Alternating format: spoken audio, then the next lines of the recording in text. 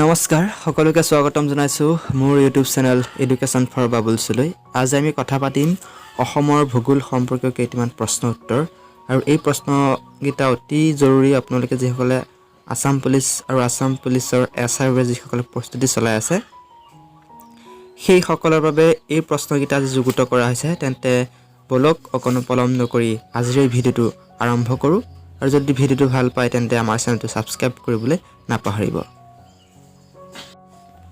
1 number প্ৰশ্নটো হ'ব কেতিয়া দিহিং পাটকাই অভয়াৰণ্যক ৰাষ্ট্ৰীয় উদ্যান হিচাপে ঘোষণা কৰিছিল দিহিং পাটকাই ইয়াৰ উত্তৰ হ'ব 2021 চনৰ 9 জুন তাৰিখে দিহিং পাটকাইক ৰাষ্ট্ৰীয় উদ্যান হিচাপে ঘোষণা কৰে।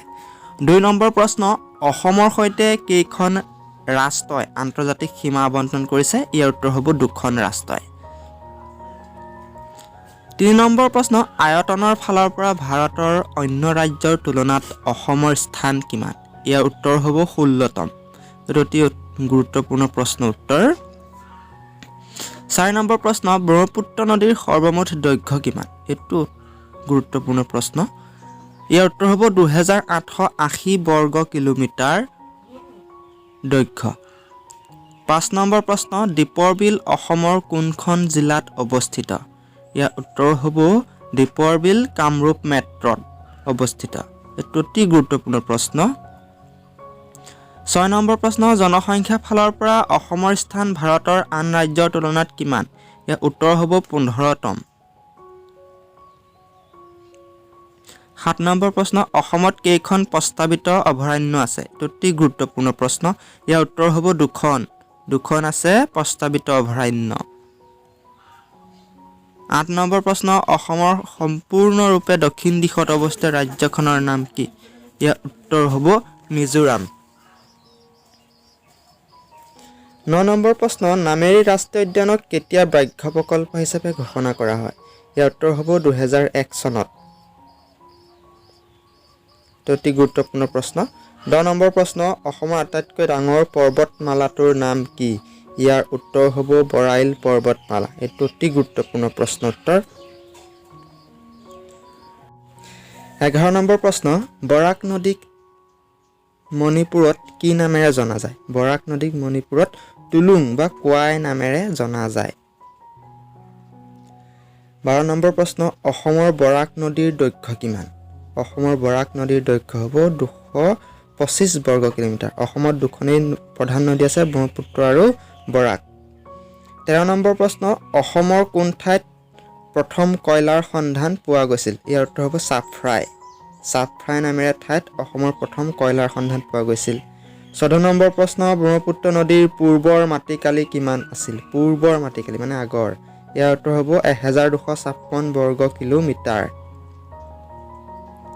15 নম্বৰ প্ৰশ্ন পভা অভয়াৰণ্য অসমৰ কোন জিলাত অৱস্থিত এই প্ৰশ্নটো প্ৰায়বোৰ পৰীক্ষাতে আহে ইয়াৰ উত্তৰ হ'ব ধেমাজি জিলাত পভা অভয়াৰণ্য অৱস্থিত।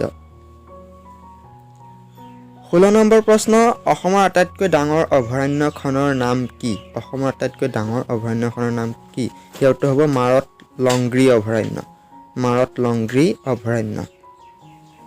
17 নম্বৰ প্ৰশ্ন অসমৰ কোনখন অভয়াৰণ্যত গড়ৰ ঘনত্ব পৃথিৱীৰ ভিতৰত সৰ্বাধিক গড় ইয়াৰ উত্তৰ হ'ব পবিতৰা অভয়াৰণ্যত গড় আটাইতকৈ বেছি ঘনত্ব।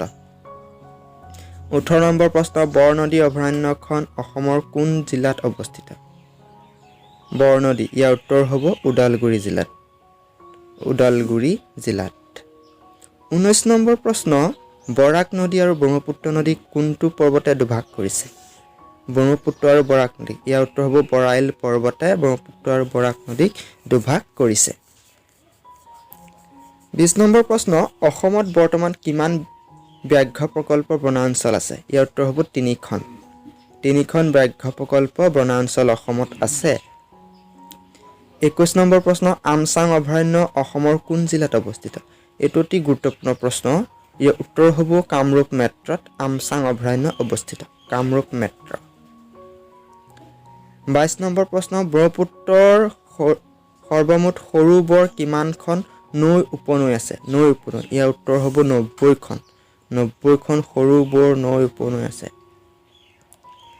23 নম্বৰ প্ৰশ্ন ব্ৰহ্মপুত্ৰই ভাৰতবৰ্ষত প্ৰৱেশ কৰি প্ৰথমে কোনটো নাম পাইছিল ভাৰতবৰ্ষত ইয়াৰ উত্তৰ হ'ব চিয়াং চিয়াং নামটো পাইছিল ব্ৰহ্মপুত্ৰই 24 নম্বৰ প্ৰশ্ন ভূপেন হাজৰিকা সেতু কোনখন নদীত অৱস্থিত এই প্ৰশ্নটোৰ উত্তৰ আপোনালোকে কমেন্ট বক্সত দিব আপোনালোকলৈ এই প্ৰশ্নটোৰ উত্তৰ এৰিলো আৰু আজিৰ ভিডিঅ'টো আমাৰ আছিল ইমানে যদি ভিডিঅ'টো ভাল পালে তেন্তে লাইক কমেন্ট আৰু চেনেলটো শ্বেয়াৰ কৰি দিবলৈ নাপাহৰিব ধন্যবাদ